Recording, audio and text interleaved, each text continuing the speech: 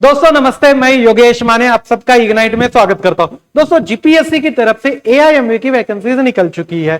अब ये अच्छी खासी वैकेंसीज निकल चुकी है। बहुत सारे लोगों ने अपने प्रिपरेशन शुरू किया होगा, ऐसी आशा करता हूं। नहीं किया हो तो कर लीजिए, क्योंकि क्या होता है, ऐसी अपॉर्चुनिटीज रियरली मिलती है, पर अच्छी खासी वैकेंसीज निकल चुकी है। तो हमारा टारगेट तो बिल्कुल स्ट्रेट फॉरवर्ड रहना चाहिए, और जॉब भी अच्छा है, वर्दी वाला जॉब है, इसलिए हमें फोकसिव रहना है। इस आपके गोल में आपका सपोर्ट करने के लिए इग्नाइट फैमिली आप लोगों के साथ में है। पूरे सब्जेक्ट को अच्छे से अंडरस्टैंड करेंगे, उसका एनालिसिस करेंगे, उसके ऊपर किस तरह से क्वेश्चन पूछे गए थे, लास्ट टाइम कितने मार्क्स के लिए, आगे वो कितने मार्क्स के लिए पूछा जा सकता है, ये सब कुछ हम समझने वाले हैं। उस सब्जेक्ट से कौन से पॉइंट इंपॉर्टेंट है, उनके ऊपर किस तरह से क्वेश्चन पूछे गए थे, कौन से रेफरेंसेस यूज करने, इन सब के बारे में डिस्कस करेंगे। अब इस वीडियो में नंबर है हमारा material science and manufacturing process का, one of the most theoretical subject. काफी थेरोटिकल सब्जेक्ट है, बहुत सारे लोगों को बोरिंग लगता है, मगर दोस्तों याद रखिए स्कोरिंग भी है, राइट। खाली बोरिंग पे ध्यान नहीं देना है, हमें ध्यान देना है कि स्कोरिंग कैसे की जाए इस सब्जेक्ट के अंदर, और इस सब्जेक्ट को बिल्कुल अलग तरीके से कवर करने की कोशिश हम करेंगे। तो देखते हैं पहले सिलेबस क्या है। मटेरियल के अंदर इंजीनियरिंग मटेरियल्स है, हीट ट्रीटमेंट प्रोसेस है, मेटल वर्किंग है, उसके बाद में metal casting and metal joining process है, बेसिक मशीन टूल्स है, उसके बाद में कन्वेंशनल मैन्युफैक्चरिंग प्रोसेस है like turning, welding, shaping, moulding, foundry technology and drilling etcetera etcetera.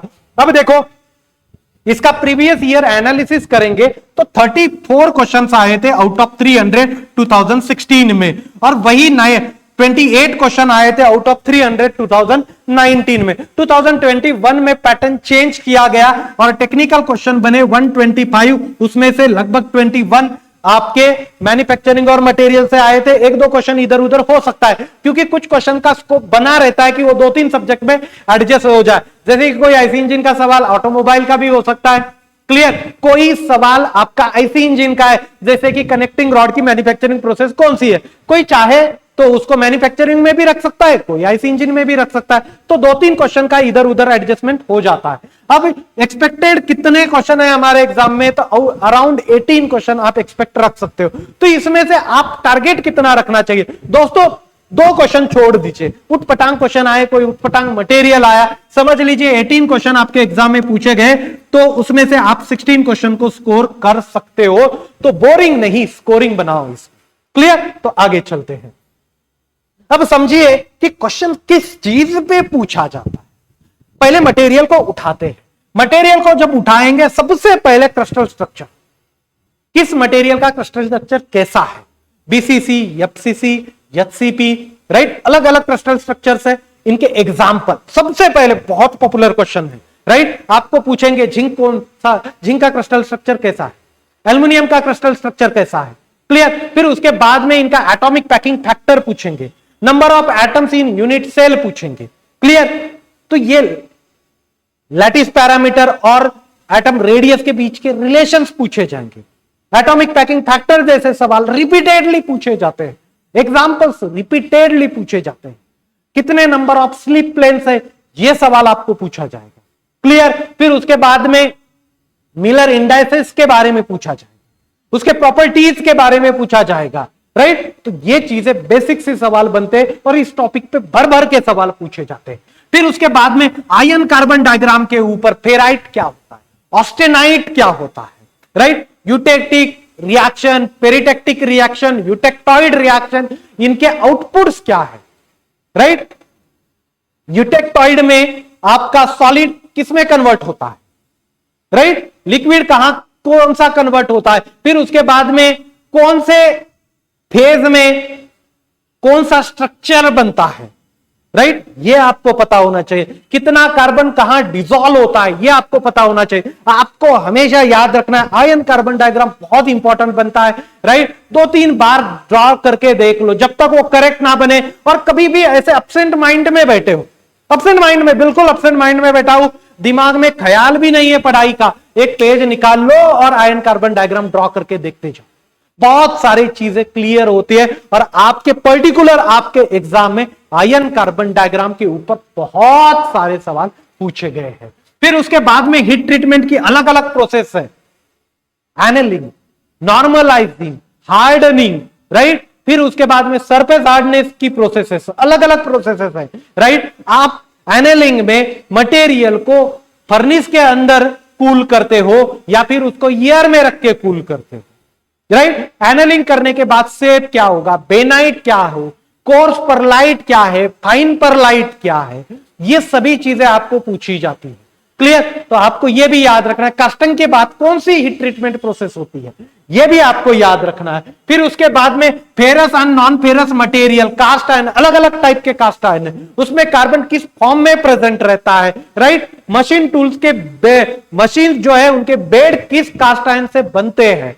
Clear. फिर अलग अलग आपको क्या पूछेंगे, जैसे इनवार है उसमें कौन कौन से चीजें होती है, ब्रॉन्ज में क्या होता है, कॉपर के अलॉय कौन से है। क्लियर।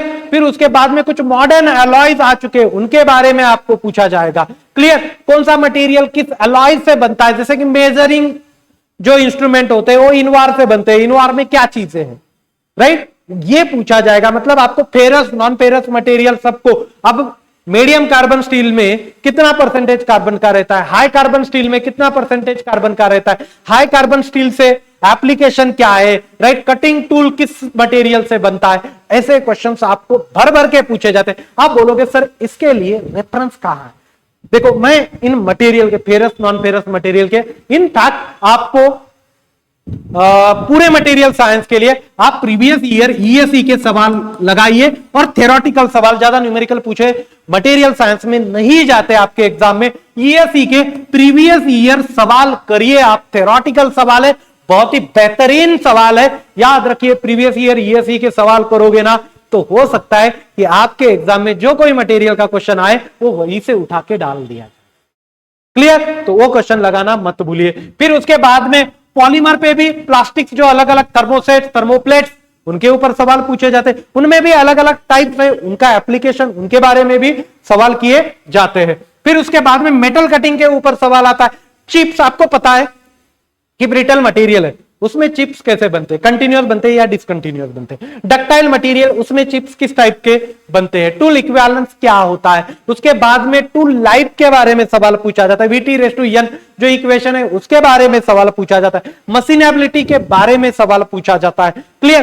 तो मेटल कटिंग के बारे में, अच्छा मेटल कटिंग का जो नॉमेनक्लेचर है, टूल के एंगल्स का, रेक एंगल, रिलीफ एंगल, इनके बारे में आपको सवाल पूछे जाते हैं। क्लियर। फिर उसके बाद में टूल लाइफ वगैरह हो गया। कास्टिंग, बहुत ही कास्टिंग और वेल्डिंग, ये दो टॉपिक जो है आपके प्रोडक्शन के अंदर सबसे ज्यादा क्वेश्चन पूछे जाने वाले टॉपिक्स है। कास्टिंग में सभी कास्टिंग की प्रोसेसेस, राइट, चाहे वो इन्वेस्टमेंट कास्टिंग हो, शेल कास्टिंग हो, फिर उसके बाद में डाई कास्टिंग हो, इन सभी के एप्लीकेशन। फिर उनके बाद में श्रिंकेज, एक बार पूछा गया था सवाल आपके एग्जाम में, भाई श्रिंकेज अलाउंस मिनिमम किसमें होता है। क्लियर। तो आपको मटेरियल्स पता होनी चाहिए। क्लियर। पैटर्न अलग अलग वो पता होने चाहिए, कौन से कास्टिंग में कौन सा पैटर्न यूज होता है वो पता होना चाहिए, कौन सी कास्टिंग कहां यूज होती है ये पता होना चाहिए, उनके एप्लीकेशन, फिर उसके बाद में अलग अलग प्रोसेसेस, फिर उनके डिफेक्ट्स, उनके ऊपर भी सवाल पूछा जाता है। सेम तरीके की वेल्डिंग की बहुत सारे प्रोसेसेस है। थर्मिट वेल्डिंग, रेलवे में कौन सी वेल्डिंग होती है, हाइड्रोजन वेल्डिंग। फिर उसके बाद में आपका गैस वेल्डिंग, गैस वेल्डिंग के अंदर अलग अलग फ्लेम्स बनती है, न्यूट्रलाइजिंग, कार्बोराइजिंग, ओके, वो फ्लेम्स के बारे में आपको सवाल पूछा जाता है। तो ये बहुत सारे रिपीटेडली सवाल पूछे जाते हैं किसके ऊपर, वेल्डिंग्स के अंदर। क्लियर। फिर उनके बाद में टेम्परेचर, अलग अलग वेल्डिंग के लिए कितना टेम्परेचर होता है ये तक सवाल पूछा जाता है, उसके एप्लीकेशंस पूछे जाते हैं, राइट, तो उनके बारे में पता हो। फिर उसके बाद में आपके डिफेक्ट्स जो वेल्डिंग के अंदर आते हैं उनके ऊपर भी सवाल किया जाता है। फिर उसके बाद में मशीनिंग प्रोसेस, देखो lathe, drilling, boring, grinding, right, shaper, planer, right, इन सब के बारे में आपको बेसिक बेसिक सवाल पूछे जाते हैं। जैसे कि ग्राइंडिंग हो, राइट, डायरेक्टली तो लिखा नहीं, मगर ग्राइंडिंग के बारे में, ग्राइंडिंग में व्हील को बैलेंस कैसे किया जाता है, एक आधा व्हील ब्लंट हो जाए, मतलब वो कट ना करे तो उसकी ड्रेसिंग की जाती है, उसके ऊपर सवाल पूछा जाता है। ग्लेजिंग क्या होता है उसके ऊपर सवाल पूछा जाता है, राइट। फिर उसके बाद में आप टेपर बनाते हो लेथ में, तो टेपर की कौन कौन सी मेथड से बनाने की, उसके बारे में सवाल पूछा जाता है आपको, राइट। अलग अलग ड्रिलिंग के ऑपरेशन है, काउंटर बोरिंग, उसके बारे में पूछा जाता है आपको, राइट। लेथ के अलग अलग से ऑपरेशंस है, उनके बारे में आपको पूछा जाता है। फिर शेपर और प्लेनर, उसमें फीड किसको दी जाती है, इनके बारे में सवाल पूछा जाता है, राइट। मिलिंग की अलग अलग से प्रोसेस है, उनके बारे में अप मिलिंग, डाउन मिलिंग,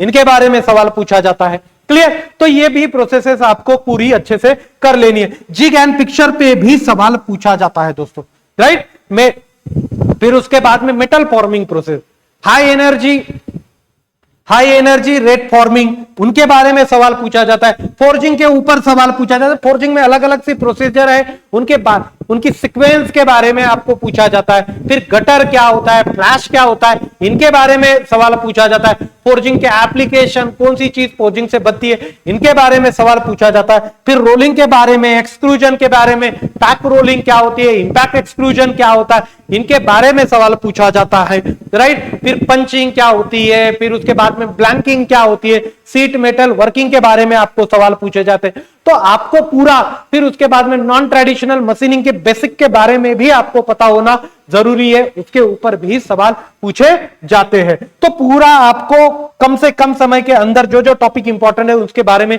बताने की कोशिश की है। दोस्तों इग्नाइट ने किया क्या है कि जो जो स्टैंडर्ड बुक्स है, सभी अभी तक हुई एग्जाम से इंपॉर्टेंट मैकेनिकल इंजीनियरिंग के क्वेश्चन का कलेक्शन किया है। लगभग 20,000 एमसीक्यूज का कलेक्शन किया है और उसकी हमने 700 प्लस टेस्ट बनाई है और जिसकी प्राइस हमारी 599 रुपीज है। मगर अब इनॉग्रल ऑफर में हम 1 रुपीज में आपको दे रहे हैं। इधर उधर आपको क्वेश्चन ढूंढने की जरूरत नहीं है, हमारे टेस्ट सीरीज में वो सभी क्वेश्चन आपके लिए अवेलेबल करवा के दिए गए हैं।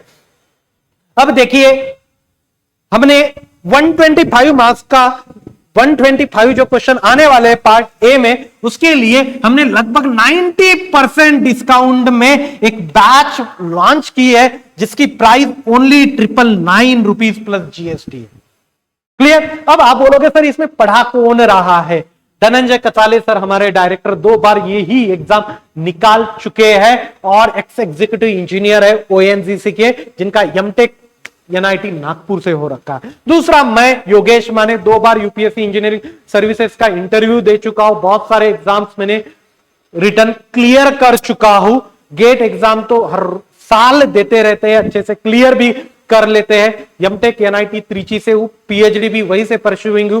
थर्मल इंजीनियरिंग में आपको अच्छे से गाइड कर लूंगा, अच्छे से पढ़ा दूंगा। फिर उसके बाद में आपको 2 मेंटोर भी मिलेंगे, प्रतीक रोडे सर, अंतुषार मुसरे सर, जो फिलहाल एग्जाम निकाल चुके, वर्किंग है, राइट। ये 2017 में एमवीआई की एग्जाम निकाल चुके हैं और ये 2017 और 2020 में एग्जाम निकाल चुके। 400 प्लस रिजल्ट है दोस्तों हमारे, राइट। 400 एआईएमवी बना चुके हैं हम और अब आपको बनाने की बारी है। तो जितना कंटेंट चाहिए वो कंटेंट आपको अवेलेबल करवा के देंगे। हमारा यूट्यूब चैनल आपने सब्सक्राइब नहीं किया हो तो यूट्यूब चैनल को सब्सक्राइब कर लीजिए इग्नाइट एकेडमी के। फिर उसी के साथ हमारा टेलीग्राम का ग्रुप ज्वाइन नहीं किया हो तो कर लीजिए, डिस्क्रिप्शन में आपको लिंक मिल जाएगी। और हमारा ऐप भी डाउनलोड नहीं किया हो तो तुरंत कर लीजिए, उसकी भी लिंक आपको डिस्क्रिप्शन मिलेगी, कॉन्टैक्ट नंबर्स मिलेंगे। जब कभी कोई भी डाउट हो तो कमेंट में बता देना, उसके ऊपर भी मैं आपको गाइड करने की पूरी कोशिश करूंगा। Thank you so much guys for listening, thank you so much.